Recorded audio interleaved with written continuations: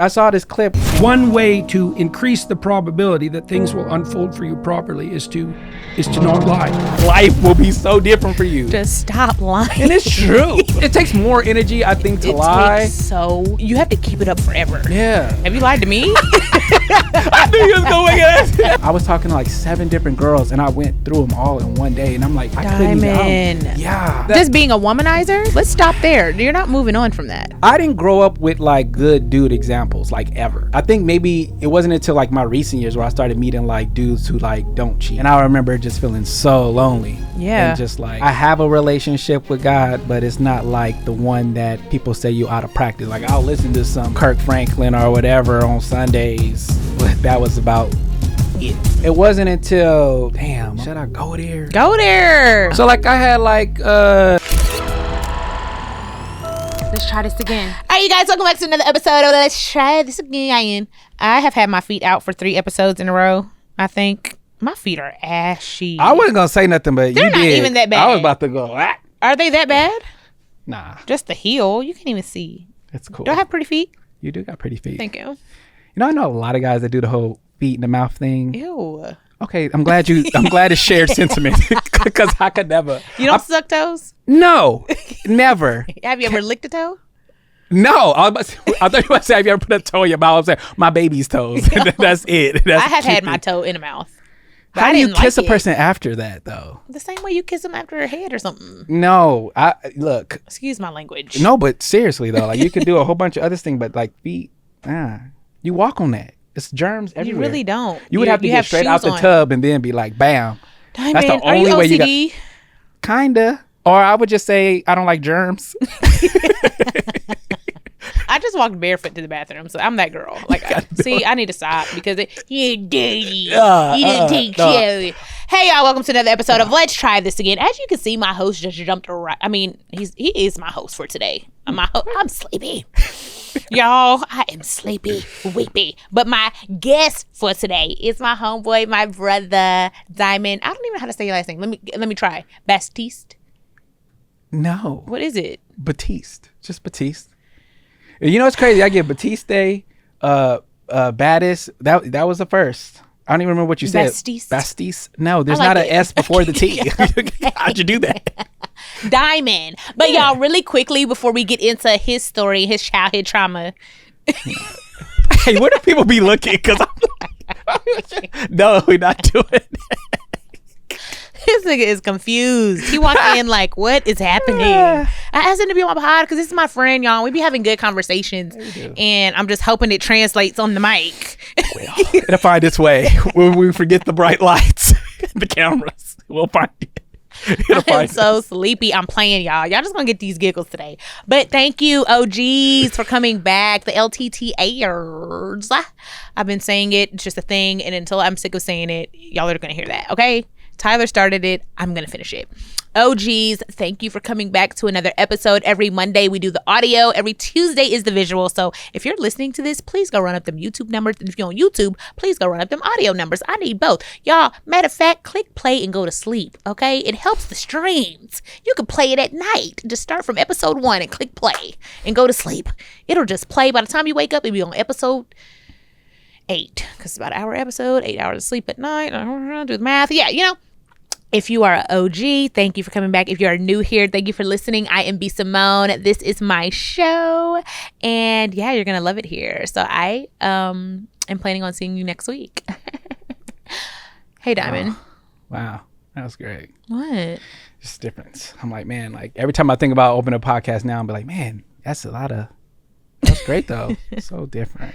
What do you think about my podcast? I love it because I think you're a great conversationalist, and every time we really get into it, it's like the best. We do get deep. I mean, like every conversation, we like for even when we be on set, just talking, like, it's always like one of those like, I need to holler at B, but then you be busy. You be in Saudi one day and then New York. Can you leaving tomorrow? I'm literally leaving tomorrow. I just booked my flight. Like I'm so like 5:10. Yeah, gotta make it. Yeah, nah. But I wanted you on my pod, number one, because obviously you're my friend. I love bringing people on that I have organic conversation with that have stories, and I'm so proud of you. Like, you're really inspiring.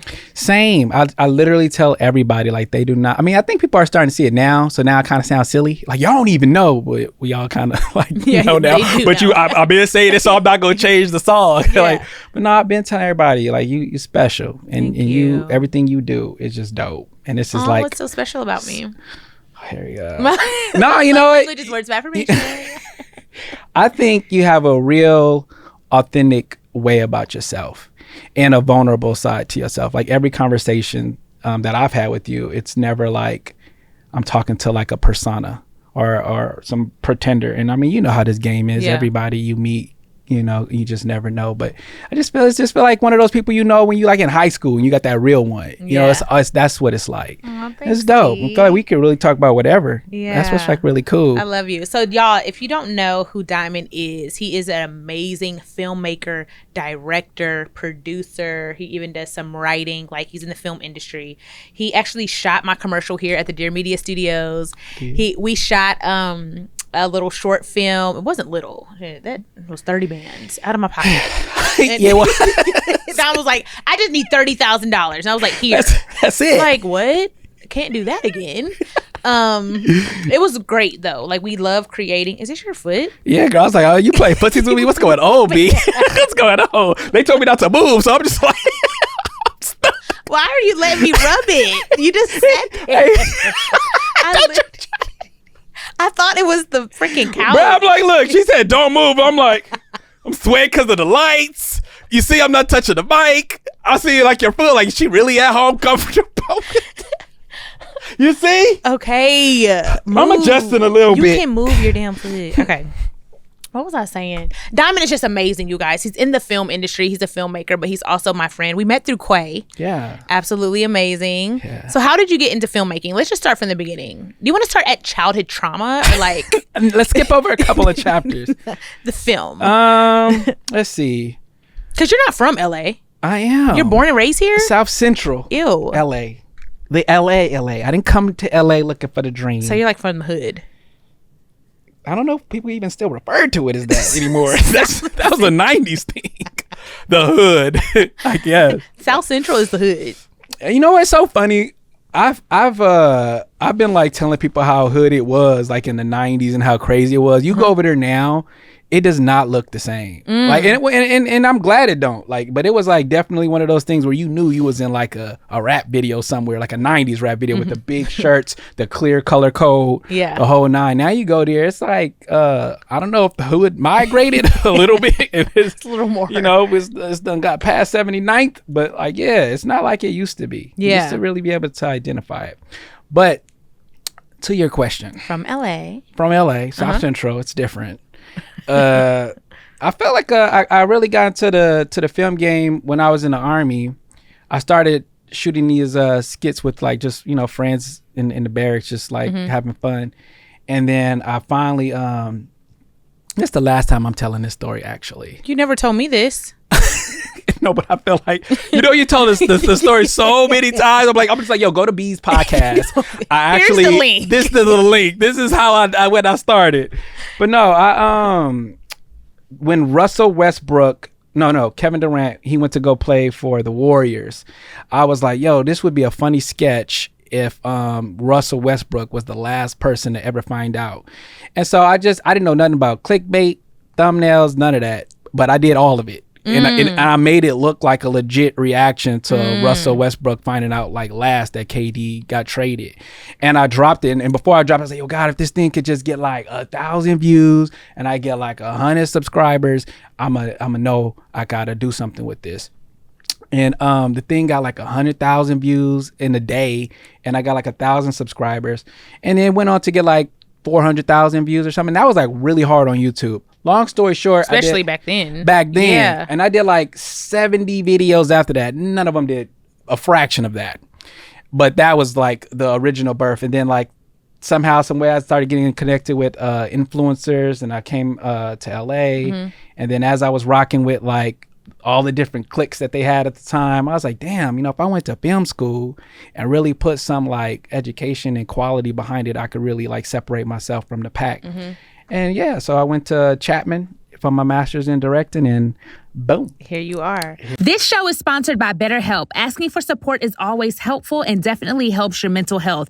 There is a rise of workplace stress, and we can take the summer to focus on our wellness with small steps to manage our workday challenges. Workplace stress is now one of the top causes of declining mental health, you guys, with 61% of the global workforce experiencing higher than normal levels of stress. To battle stress, most of us can't wave goodbye to work, but we can start small with a focus on wellness, taking a walk, talking to a therapist to work things out, things like that, working out, going to the sauna, eating healthier, all these things to just make your wellness overall better. A holiday is great, but it isn't a long-term solution to stress. Don't forget that therapy can help you navigate whatever challenges the workday or any day might bring. The best part about BetterHelp is that they are fully online, making therapy affordable and super convenient, serving over 5 million people worldwide. They have over 30,000 credentialed therapists with a wide range of specialties, and it's easy to switch therapists anytime at no extra cost. If you've been listening to the LTTA pod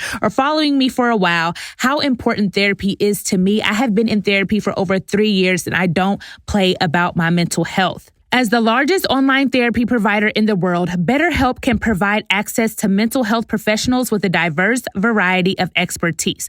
Talk it out with BetterHelp.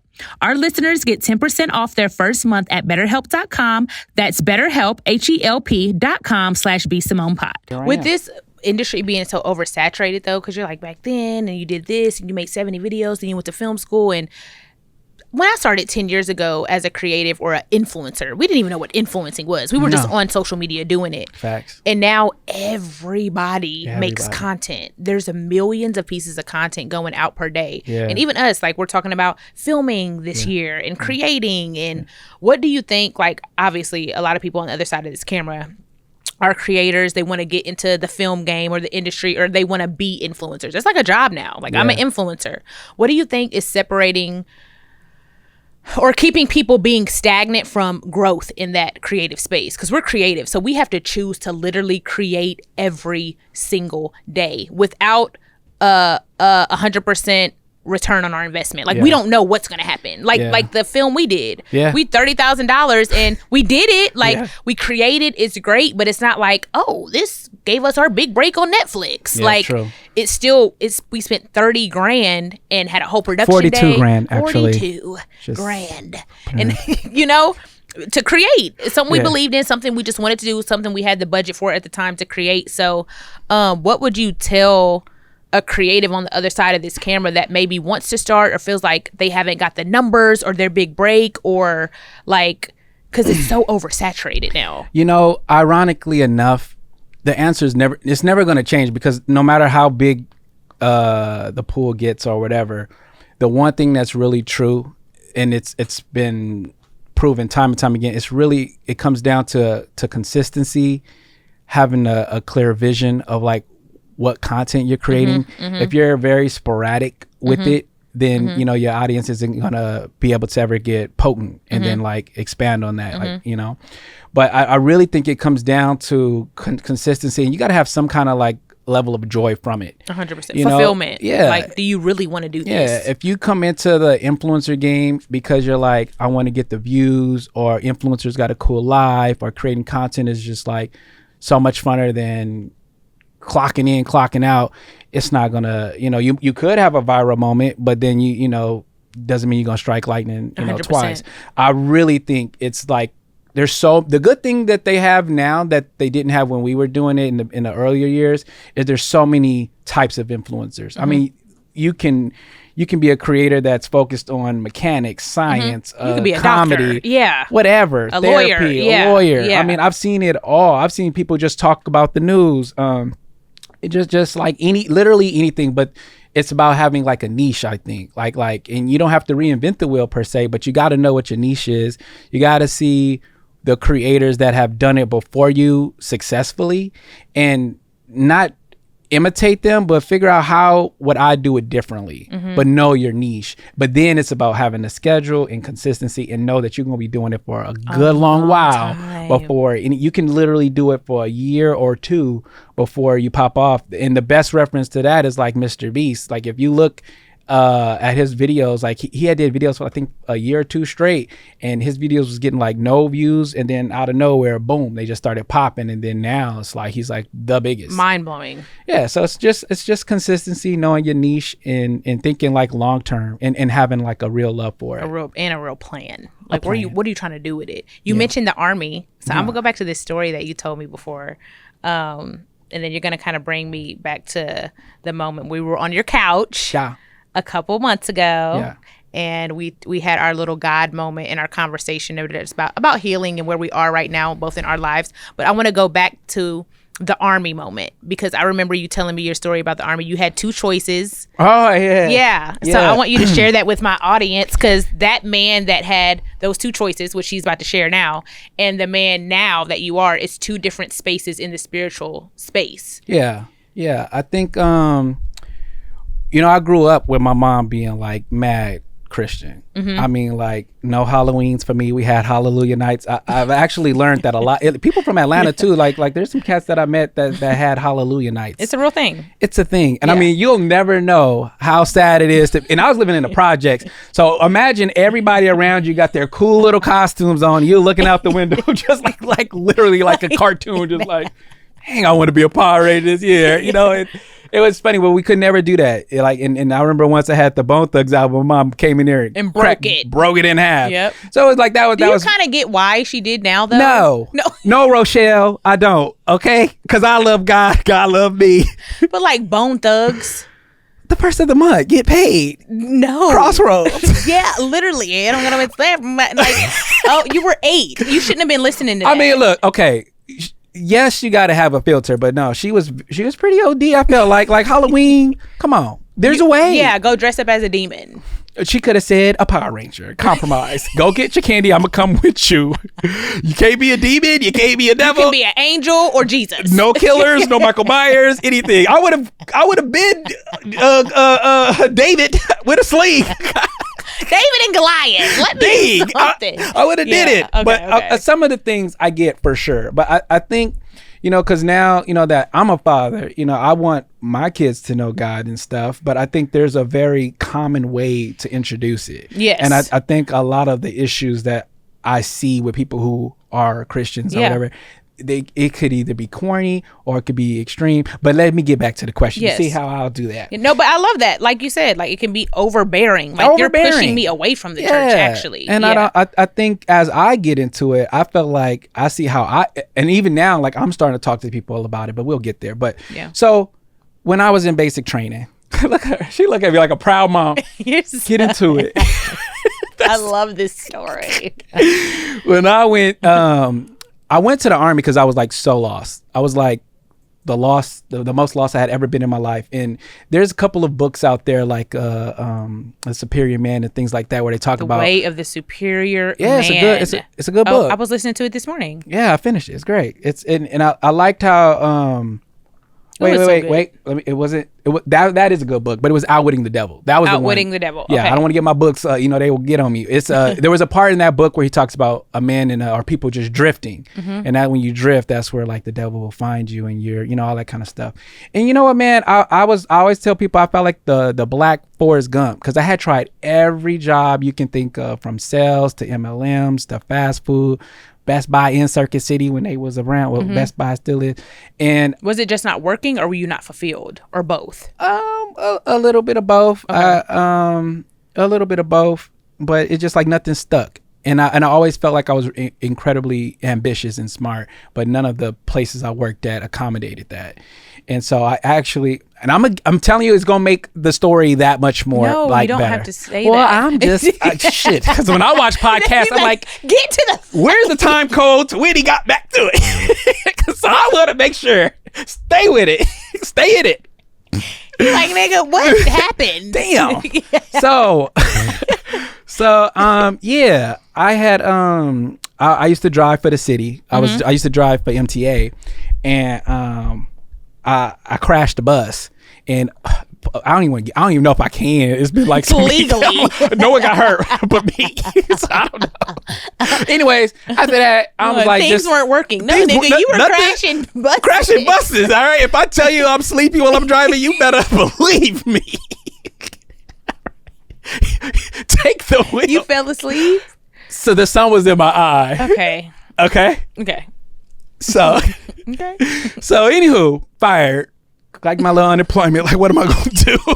I loved unemployment. Love it. Did you get food stamps? I couldn't do it. I couldn't see myself doing it, but I collected. was in that line. It's crazy how you really can't live within your means. Because I think at one point my unemployment got so low, it was like $112 a week. I was like, and I was still like chilling, going to the movies. I getting gummy bears. Everything was fine. You live within your means. You really do. But it was starting to dry up. So I was like, what am I going to do?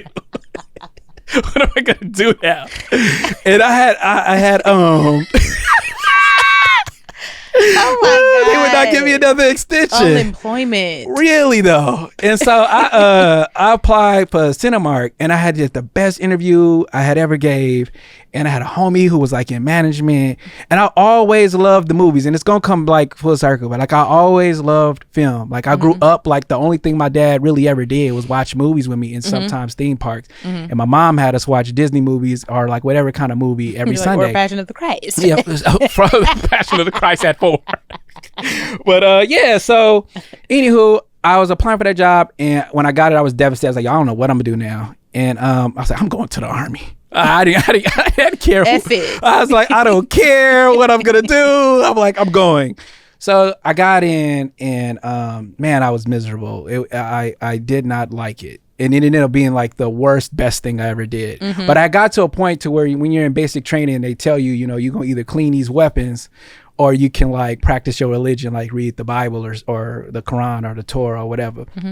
So I was like, yo, let me get that Bible up off you. I don't know what's changed, because this was like in 2013, but I had like the little miniature Bible. And so, I was just like reading it like in the beginning to in the end, like I was like just going through it. And then, they obviously had church on Sundays, and it was one of the first times too I had ever had a white pastor. And he was like one of those, Christian non-denomination joints, but he had like a twang to him, where he knew he had some black friends, yeah, like a whole Baptist twang. Yeah, but he was really good. And I was like really loving it. So then I found that I was really enjoying the Bible. When you first reading the Bible, and there's the thous and the deists and the Bertists, and just like all those different like words you ain't familiar to, but as I continued to read it was like I started to just kind of understand it. Yeah. And I was like never closer to God in that point in my life. And then I just kind of started viewing things different. Yeah. The moral compass started like hitting different, because I was ain't shit for sure, in my 20s. So bad. You're saying like an F-boy? Or just as a human? Probably worse than a fuckboy. I was terrible. Like with girls, or just as character wise? That was always my biggest issue. I think even in life, like it was just like women, and there's, probably reasons. I do therapy now. Disclaimer. Black man in therapy. Come on. But no, that was that. Just being a womanizer? Let's stop there. You're not moving on from that. Well, here's the thing. You know how they say like girls like the bad boy, right? I was the nicest guy. I literally had girls tell me they want to date me because I was too nice. Like that was like a thing. Okay. And I remember right when I hit 18, I was like, I'm gonna be an asshole. I'm gonna be an asshole.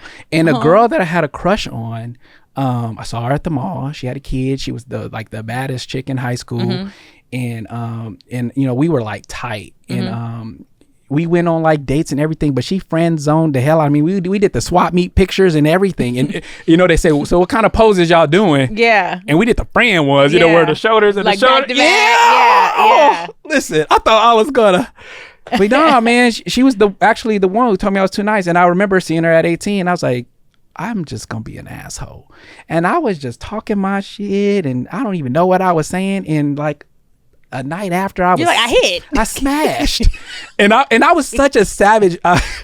I smacked, and my cousin was in the room chilling. Like, it was like that bad. And it just, and I just like, and I just kept on going with it. I just got worse and worse. And I just was getting, I remember one time I was talking to like 7 different girls, and I went through them all in one day. And I'm like, I couldn't even, yeah. But it was well, this is a testimony, guys. He's different now. I'm not the only one, I'm sure. But no, I went through like seven girls in a day. And I remember never feeling like Did you see lonely. it as an issue then? No. Okay. I mean, I think when, at least for me in my 20s, I didn't look at things as issues. I just looked at it like it is what it is. It wasn't until my 30s where I got really philosophical and started questioning everything. I questioned like everything. Like I feel like these last 2 years were probably like the most impactful of my life. But in my 20s, you feel things, you don't even know why you feel them. But I remember like having like 7 different like girls that I was like running through, and I remember just feeling so lonely. Yeah. And just like whatever about it. What the hell was we talking about? What was we talking about? Church? Yes. Yeah. How to get back to the army? Yeah. I mean, look. Yeah. The army. Going to church. It helped a lot, and I was just on a completely different time. But every time I got away from the church, boy, get it together. I don't fucking know either. Excuse my language. You got me cussing. I don't even cuss no more. Look, we gonna get to the bottom of it. How was a hoe? You read the Bible. Yeah, I read it. It was great. It was a good experience. So but yeah, no, I to remember what the fuck you're talking about. Yeah, well, no, yeah, I read the Bible, and that's when things started changing for me.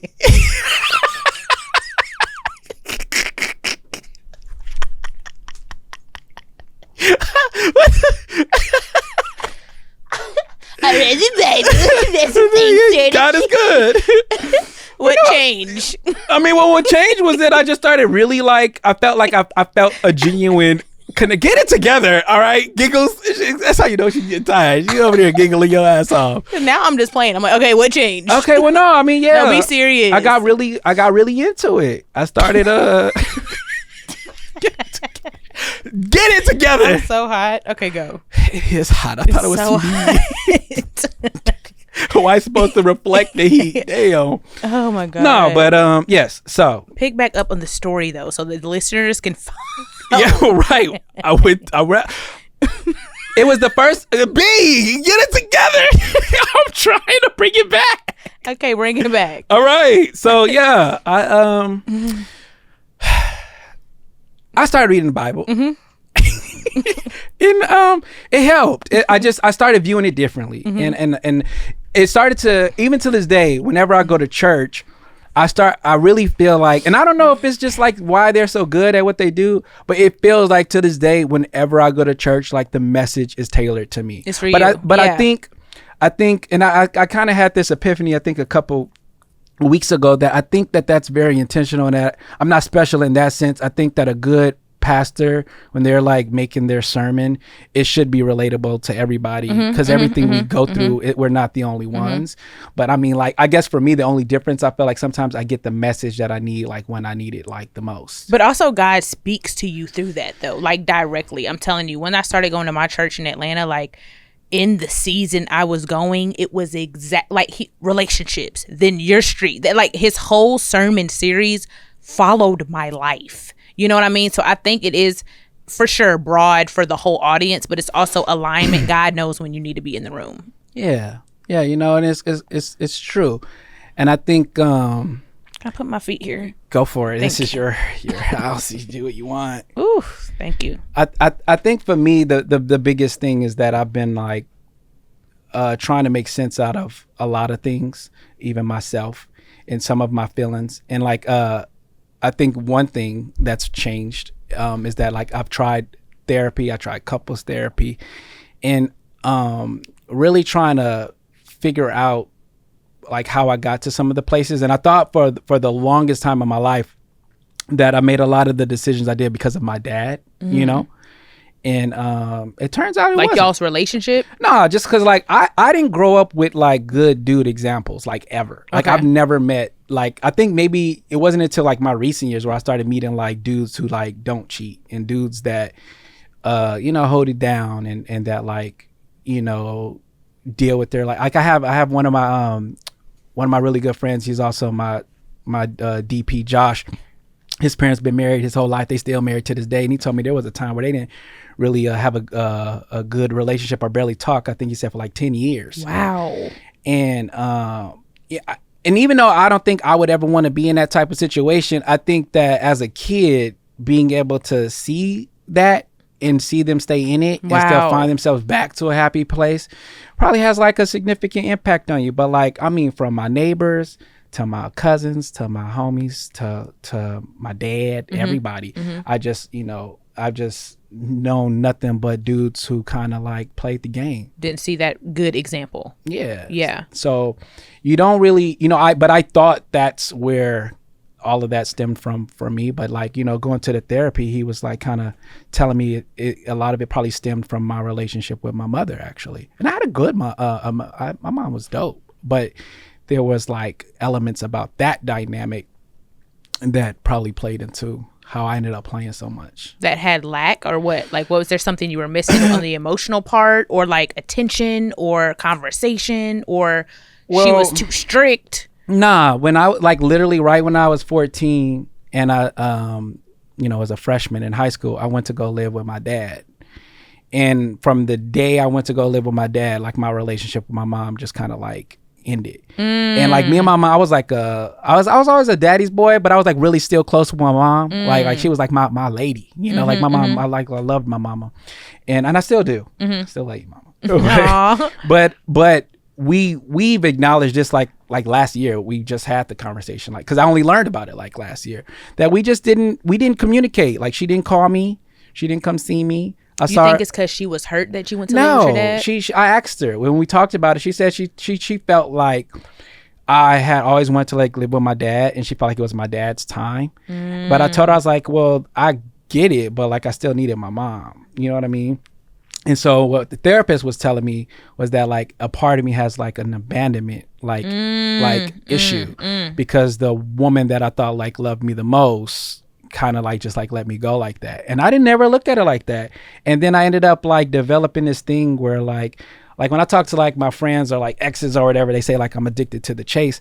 And I don't think I'm that shallow. I don't think it's the chase that I tend to like really look forward to. I think what it is that I've been chasing like the feeling of love. And it wasn't until like last year. I mean, I'm telling y'all, like the 30s is when the philosophy starts. The light bulb comes on. For real. If you allow it to. If you allow some it. People, they still 30, 40, 50, you For 70? real. You still at the bar? For real. But like if you allow it to come on, 30s is really when it happens. Yeah, and asking questions and stuff. But yeah, so for me, damn it, I was about to make a point. Last year, I'm sorry. No, but I was saying about the abandonment bit. Yeah. So Thank you, Brittany. right. Stay with him. Yeah. So like apparently it was the chase part that I was talking about. Is that like the feeling of love, which whenever girl like, oh, you were just infatuated. I'm like, no, I love you type stuff. But it was indeed like infatuation. But through therapy, like I was like learning like love isn't like a feeling. You know what I mean? Because at some point that feeling goes away. It doesn't matter how bad she is. It don't matter what it is. Like at some point the feeling will go away. If you don't feel it, do you still show up and do all the actions right. and the things and the exactly. And it becomes more of a choice. And I never looked at it like that. I always kind of felt like, oh, maybe I outgrown this person, or maybe it's ran its course. But when I look at I've been like blessed to have like a lot of good relationships for the most part. So like I definitely know I was the problem and I didn't look at it like that. And the ones who know that they was the problem don't think that I'm talking about you, because you're not. There's some women that were the problem too. For sure, the problem. Yeah. But the ones, there was a good amount that weren't. And so for me, I realized that the way I communicate, the way I process information is just so different. Even with communication, because I've always been really good at articulating myself. So I often thought that meant I was a great communicator. And it is to a degree, but like part of good communication is like being able or willing to communicate when you don't want to. Yeah. You know, when something's wrong. Yes. And letting the person know, like, yo, I ain't feeling this, that, and the third. So it's stuff like that. And I could just like go on and on about it. But like, these are the sort of things that I've been like coming across. I'm so proud of you for going to therapy though. Like, I know it's like a thing on the internet, like now, healing and gaslighting and narcissism and manipulation. Black men in therapy. But like, this is a real, like, I'm really, really proud of you for going to therapy, because that's a choice you had to make. Like, nobody forced you, held a gun to your head, said you need to get help, you need to grow, you need to evolve. Like, I think more Black men are open about it and doing it now, and it's not so taboo, especially in the Black community. But because it's on the internet now and people see more men doing it, but I still think it's still difficult for some men to be like, or even people, not just people, but I would say people across the board, but Black men especially, to be like, I'm gonna go see a therapist and try to become a better person. I think it has a lot to do with perspective, because like same with like, I didn't go to the military for so long because like nobody in my family really went to the military except for my auntie, and I didn't have like a relationship like that with her. So like, you know, you got that whole like the white man's army and all that kind of stuff. So like just military was like never an option. So like finding it myself, experiencing it myself was like, yo, this was like fire. And now I'm like, yo, I want all my kids to like go to the military. You know what I mean? So I think it's the same thing with therapy. I think I don't know if it's just a Black man thing or what, but like it's also, I think for me, I often looked at it as like, I don't need somebody trying to tell me how my mind work or how to like deal with me and my, like, I know me. yeah, you know. But I think from what changed my perspective, well, actually what got me into therapy is when you cheat or you mess up and you're like, I'll do anything. I'll go to therapy. I'm going to church. I did all that shit. Like that was me. I'm like, I gotta to keep her. Yeah. Wow. But when you do anything to keep somebody, I realize it's only a matter of time before you're like, why did I sign up for that shit? Back to your old way. You got to do it for you. Yeah, because it's kind of like panic lying, which is something I used to do. Now I don't do it. You know, when you like, what is that? It's like if you catch me red-handed cheating, and I'll tell you whatever the hell I got to, so you'll leave me alone, or so this problem will go away, instead of like sitting with it and then giving you the truth and taking accountability. You know what I mean? Yeah. I think a lot of the times we make our problems bigger than they are. But remember what old boy was saying when he was like, the problem, we create the problem, the problems aren't real. When we I don't know if I could. Oh, you can. Oh, when we was with Will Smith. Yeah. Which was cool. We was at Will Smith's house. We was at Will Smith's house. But he was talking about how the problem, we create the problem. It's not like sitting next to us. We bring it to life. Yes. And that was like, it's the same thing with panic lying. You know, like it's not, I mean, it's bad, but it's like you don't have to do it to try to solve the problem. Yeah. But I say all that to say, like with therapy, from a perspective that I shifted, was more so like, look at it like you can have this unbiased person whose true goal is to help you be happier or content with whatever you tell them, because when you go to therapy, they say, what you here for? You know, like what do you need? I want to get over this person, or I want to be better at this, or whatever. And they will come from an unbiased place where a good therapist, I think, will try to help guide you to the result that you have been probably ignoring all along. So that's why I like therapy. But I will say this to people who do therapy and the people who have done it and kind of like fell off of it, or people who are considering it, is don't be scared to be transparent with your therapist. You got to tell the truth. You can't get help in therapy if you're lying to your therapist. Yeah. Because like a lot of the times when because I did therapy twice, one with Spicy, Spicy. Yeah, she's dope. She's dope. I did one with her. I had her on, yeah. I did that with her for a while. So that was for your relationship, though. Yeah. Okay. Yeah. She tried to help just me too, but he's like, I'm out. And then I did another one with this with a dude that I've been seeing like off and on.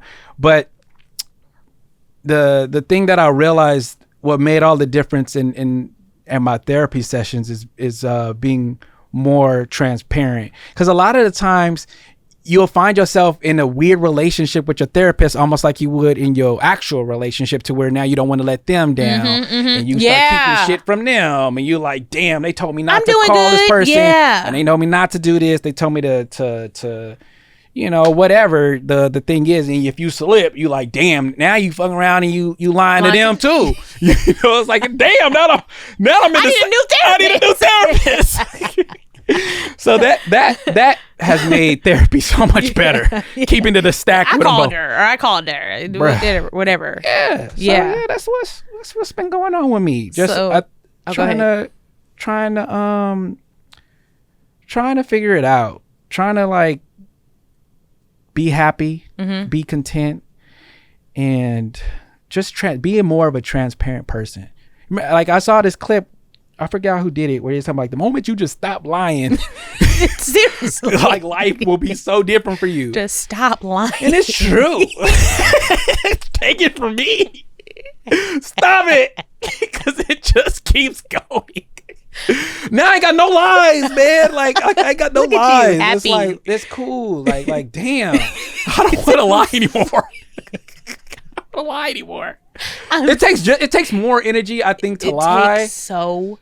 You have to keep it up forever. Yeah. It can't just. It's but like, you know, you remember 4 years ago when? No, bro, I don't. But you know what though, like I encourage discovery and reflection, because like for a long time I never took the time to think about the difference between being honest and being transparent, because they aren't the same. They aren't. You know what I'm saying? They aren't. And I think a lot of the times I looked at my lack of transparency as me still being like honest. But damn it, you know, I just, as I get older, I'm like I'm not there all the way. Yeah. But I think I'll be damned if I get in my 40s and I'm lying to anybody about anything. Like, and I'm very like, whatever the consequence is gonna be, like, you know, I don't want to have to lie to anybody about like nothing, you know, like just keep it a stack about like whatever. And as I've been like going more into that path of things, the more free I feel, you know, because it ain't no looking over your shoulder. It ain't keeping up with nothing. It ain't. It's not a character flaw that you just have to. Just keeping it a stack. LTTA family, are you a part of the exclusive LTTA app community? If not, you're missing out on exclusive content just like this. The app is still invite only, so join the movement now for exclusive content, BTS, and private events, y'all. Make sure you go to ltta.app and register now to unlock your invite. Yes, the app is invite only, and you don't want to miss any more content, so go now. That's ltta.app. Go unlock your invite now. I'm going to go from, thank you for sharing that, number one. I'm going to go from, like you said, you started the Bible in the Army, and I want you to take me to the moment of us recently, because it's leading us back to all the growth. Yeah. You know, the growth, the healing, the transparency, that he had religion in the Army, and that's the first time he felt as close to God. You said as close to God in that moment. Yeah. Then you go through this whole journey. This is over a decade. I mean, of healing, growing, different relationships, different breakups. You're a father. Your conversation with your mom you said you had last year, you realizing it wasn't your dad, you growing, you trying to stop being a liar, all these things. I'm like, yeah. Just stop lying to people.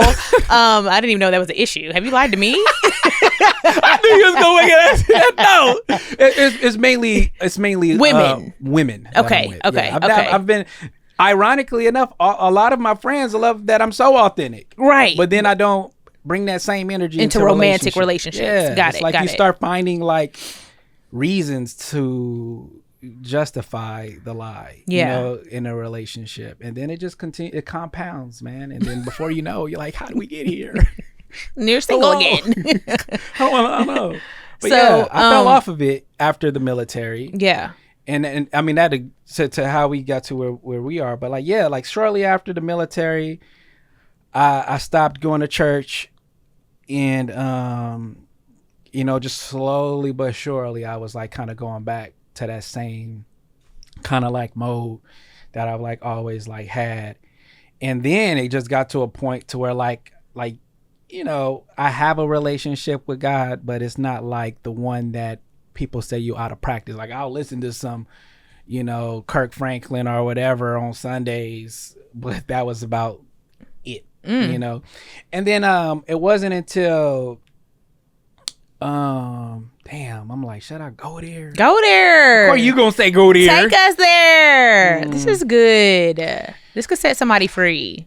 I'm not even kidding. You know what? And I do get it. Your testimony and your story is important. And Well, I mean, you don't have to go as far as what you don't want to share, but I'm saying like this is a good. I'll be kind of cryptic, kind of not. Yeah. So like I had got kind of in a messy situation, like end of like 2023, and I was like doing more of the same of the panic lying. I'll do therapy. I'll go to church. I'll do this, that, and the third, and didn't do it. Barely did it. Got frustrated with it, tapped out.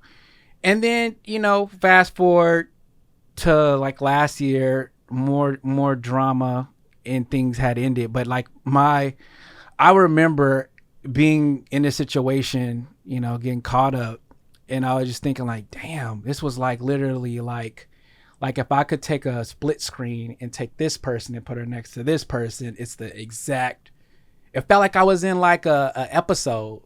And I'm like watching the rerun, and I was like, damn. And I felt nothing. Because all the other times I would be like, I gotta fix it. How do I fix it? I'm gonna do this. I'm sorry. And this time I just remember just being there, just like letting it go off. And I was like, oh, I don't feel like nothing. And it was because I was like, damn, man, you like in your 30s doing the same it's enough shit. Yeah. Yeah.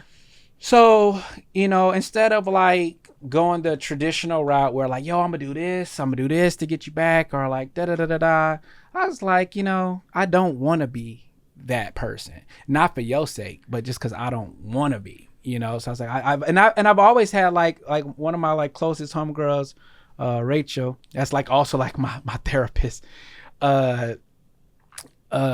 we discovered that I have like a bad guy complex, or like I don't want to be the bad guy, as much as I could end up being the villain. And so a lot of times I like just kind of like struggle with that. So this time though around, I was like, I think I'm ready to start the journey to be like just a good dude, especially like with the way my life is headed. I don't want to be one of them TMZ niggas, like Diamond was on set and his wife. It's like, good Lord. Like, I don't want that for me. And then, and I got a daughter now, and how old is she?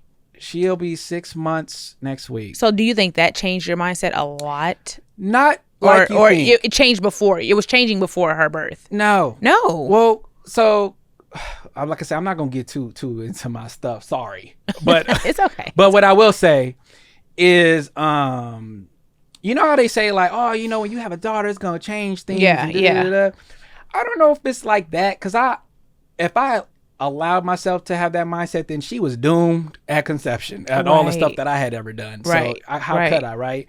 But her mom asked me, because we had saw this movie earlier last year, It Ends With Us, that joint about the abuser dude. I like that movie. Such a good movie. It was such a good movie. It went up in flames. It was such a so good. I was like, I like it, bro. At the end of the film, and this a quick little side note, there was this part where like you realize the girl had got gaslit. Yes. And I didn't know. I was like, and I said it like, and I was like, did I just get gaslit? Yeah. And it was so fucking funny because like all the things that she had experienced, I saw how she saw it, and then I was like, oh, that's what that's like. Yes. So if you ever want to know what getting gaslit is like, go see that movie. Yeah. But bring up the movie because at the end of the film, the dude, in traditional Hollywood or that type of script, the guy, the girl, they figure out what they got to do and they reconcile to some degree or whatever. At least I thought that it was possible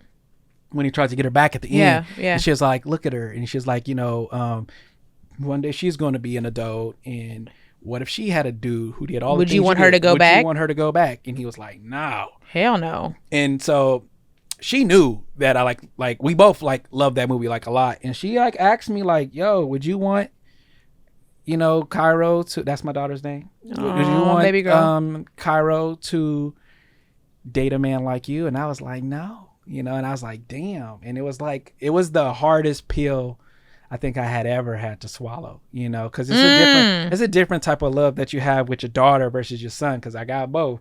And, you know, my son, he's like 15 now, but like, you know, with him, you want him to get the shit end of the stick so you can get him ready for the world. But with a daughter, you want to protect her from the world. So when she asked me that, and I was like, nah, you know, like I definitely wouldn't want her to be with a dude like me. Yeah. So then that's what made me say, all right, I want to be able to answer that question and be like, oh yeah. Yes, sure. absolutely. 100% I want to be with a dude like me. So that's what made me start going to church. And it was a mission. Cause like, and this, mind you, this was like months prior to our conversation, where you asked me like, yo, well, why ain't you going to church? And I was like, cause you know, there's some things I still got to figure out or I want to fix. Cause you were so like, I'm just not like, basically trying to become perfect before you go to God. Right. Which is not, I gave you the analogy, you don't get in the shower clean. You go to God because you let him clean you up. You don't try to fix all these things that I got to stop doing this. No, I'm coming to God and coming to the altar the way I am. Yeah. And the closer I get to him, the more he will change and shift my heart. And you ain't going to want to do certain things anyway, because your heart is going to shift because of your relationship with Christ, you know? So. Yeah. And it's true. And so I sat on that, and then I think you sent me some the long text. She hit me with the long text. Put it in ChatGPT. Yo, summarize this. No, I did not. No, but it was from the heart. No, you sent me a really good heartfelt message, and I was like, damn, it does make sense. Like, why would I get perfect and then go and then start, like, you know? And I just was tired. I was like really tired of like all the excuses and all of the reasons why I wasn't gonna go. And so I started doing therapy, and then, you know, I've been like, it's probably been 3 months straight now. Like haven't missed a Sunday. Well, there was a time where I didn't go, but I still watched the whole sermon live. I watched it live, but like maybe like twice, I think. But for the most part, I've been like really involved in it for like 3 months, and it's like you do start to see like the Jiminy Cricket come back, and the morals and the stuff, and you start thinking about, you think twice about certain decisions. Yeah, and then like, you know, those sermons hit really good, you know, when you go and they're talking about things you can relate to and some of the challenges you face and how you know can look at it. And so I'm proud of you. Yeah, I'm so proud of you. You were the catalyst. You helped me say like, you know, you're right. That was and you know, now I'm hoping by the end of the year I want to get like baptized and stuff. But that ain't about me waiting to get perfect before I go, but I just like want to really develop like, at your church, perhaps. I think so. Let me know so I can come. I'm going to the Shepherd on the Porter Ranch joint.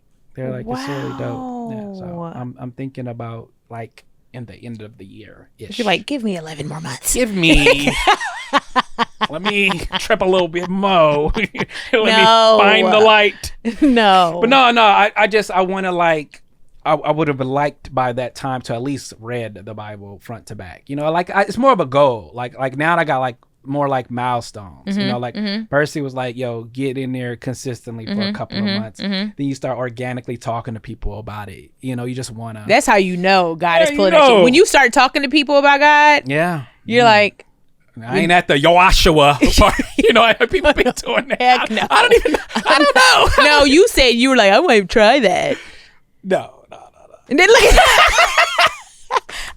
No, but I like talking the to people. ayahuasca. I don't look. No, you're talking about two. We talking about two different what things. are we talking about? I do want to do the ayahuasca. I'm talking about how people call Jesus Yeshua.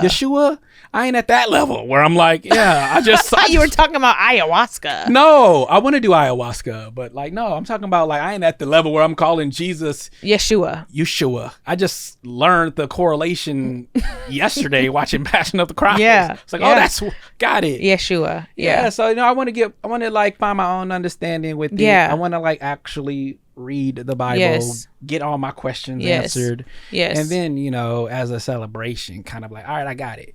Now I'm gonna do it. Yeah, and you'll keep growing. I don't think we ever get to a point where we got it, but like for sure, you keep growing and working on your relationship with Christ, and I'm so proud of you. Yeah, I mean that's part of the whole thing that you that's like the reoccurring theme in church is about we're all sinners, we're all gonna keep sinning, but find your way back. Find your way back. Give yourself grace. Yeah, that's a big part of it. Is grace is what they've been teaching at least at Shepherd. Look at you, what they've been teaching because I don't know. Grace, give me a lot of it.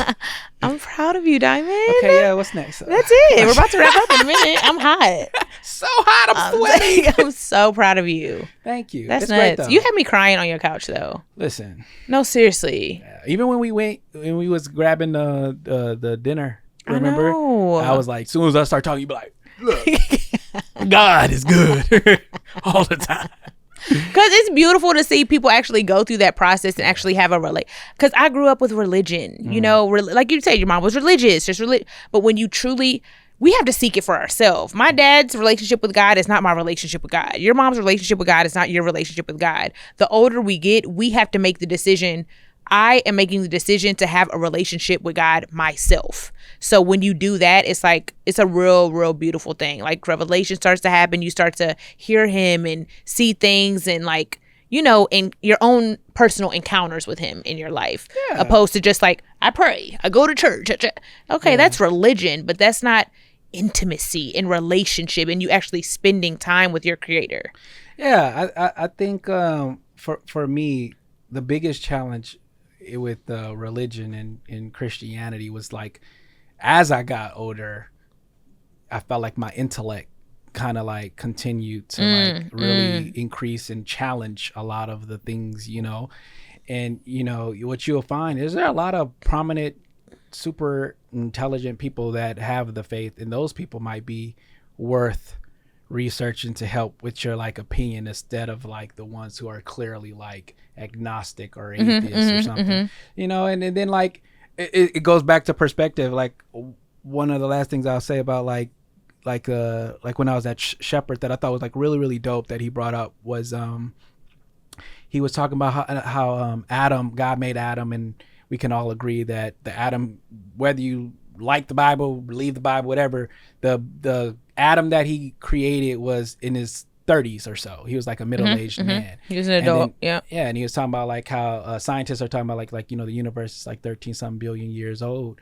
and according to the Bible, we've only been around for about like 6,000 years or something like that. But he was like, from a perspective, he was like, well, if he can create man at a middle age, why couldn't he create the universe at like an older age, right? And I was like, well, see, when you an intellect and you're like, okay, that sort of stuff kind of like really like makes you like think like it really can come down to perspective, so.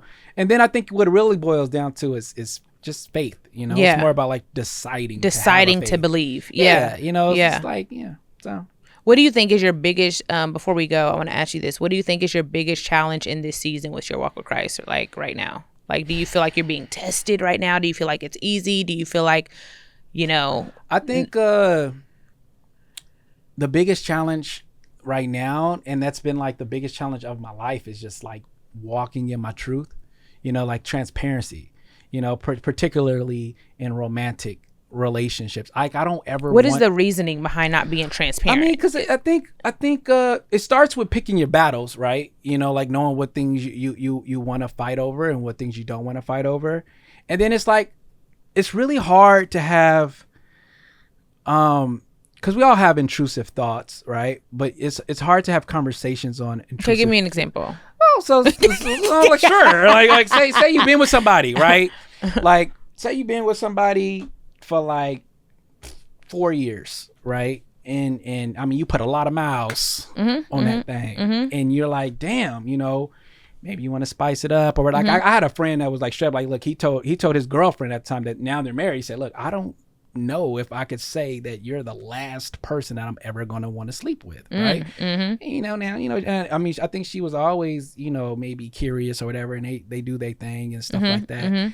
But it's like, I think for me, it comes a lot from like not wanting to hurt a person's feeling and being able to just have a conversation. Like, remember we had a really dope conversation about like, sometimes I would rather my girl personally say, look, this this stroke's kind of getting boring. Boring.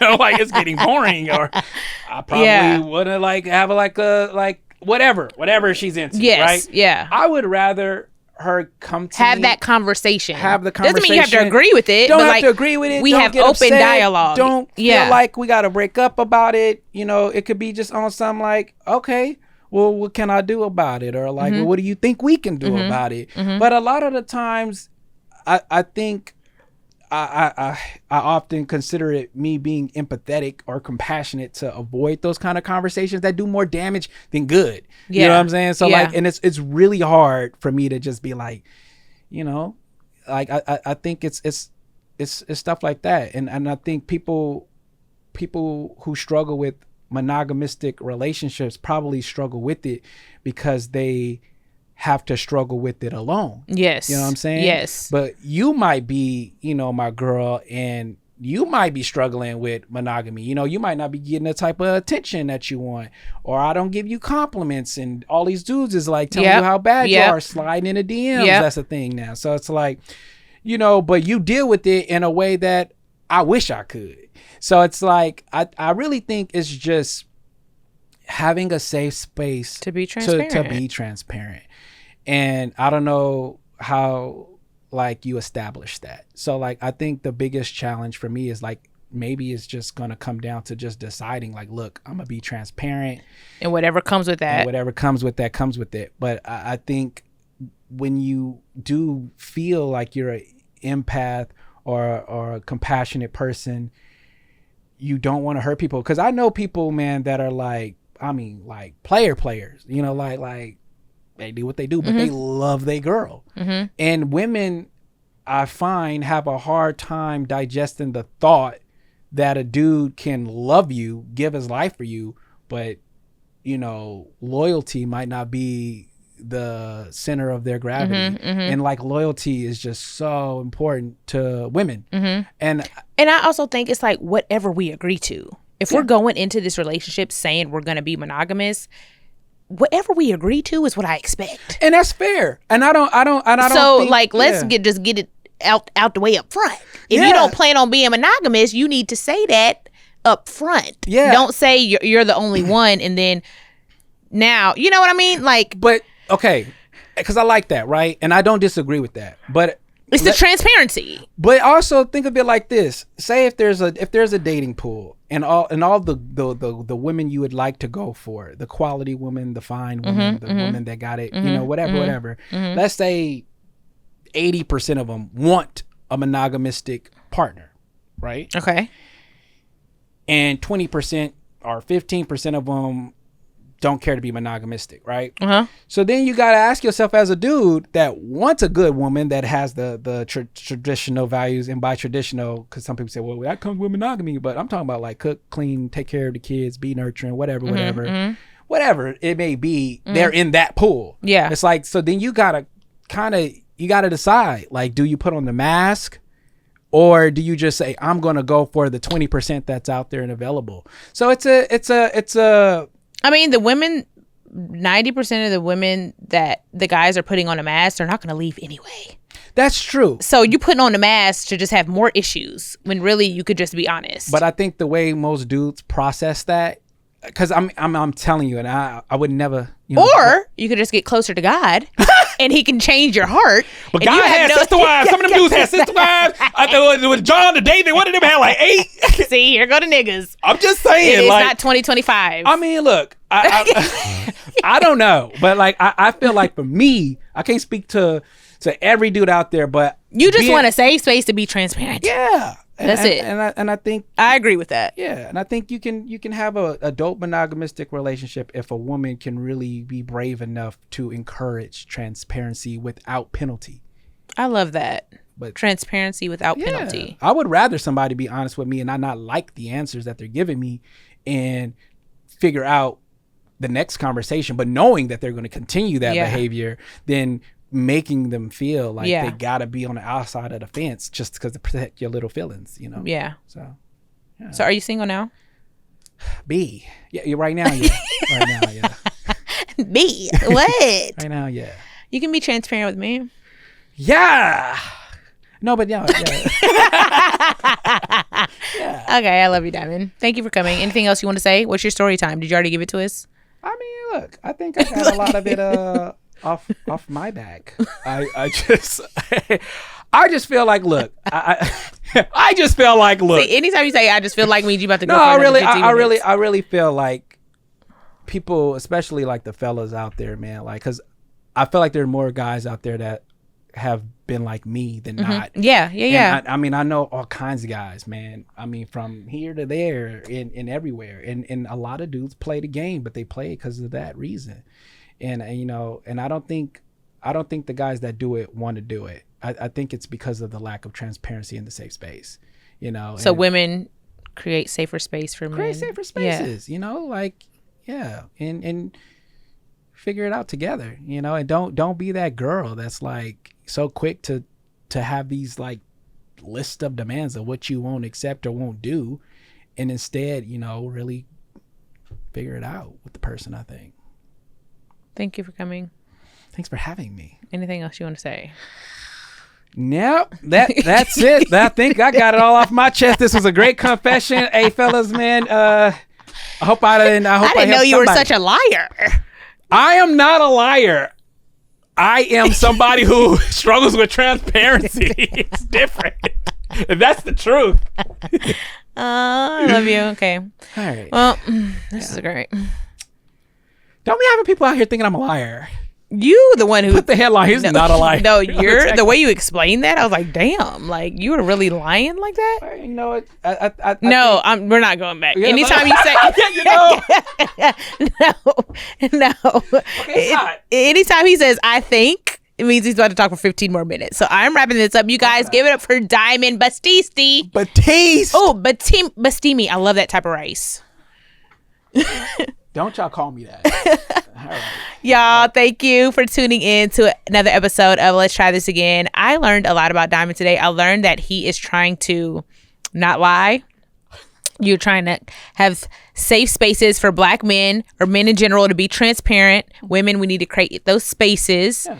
And I'm proud of you for working on your relationship with God. And this year when you get baptized, please invite me so I can come and cry. I'm going to invite a lot of people. I think a lot of people have a lot of interest in it. So I think I will. Good for you. I'll make it a little thing. Might be a pastor one day. Oh, you should make a film about God. You know, I know we kind of. So you look. You know, I think. No, but I think I would like to, but it would never be corny. For sure. It'd be really real, know, like what people really go through in the real world. A lot of people I know who believe, talk like me, act like me, move like me. Yeah. And all of the gospel movies I've seen aren't like that. Yeah. So that would probably be a first that I'd like to make an authentic, contemporary, you know, with the message. I love that. Thank you guys for tuning in to Let's Try This Again. Another episode. I will see you guys next week. Make sure you follow my brother Simon and LTTAapp.com. Join the community. You don't want to miss what we have coming up for you guys. I love y'all so much. Like, comment, and share. Audio drops every Monday. YouTube drops every Tuesday. I will see y'all next week. Thank you, Diamond, for coming. Thanks for having me. See you later.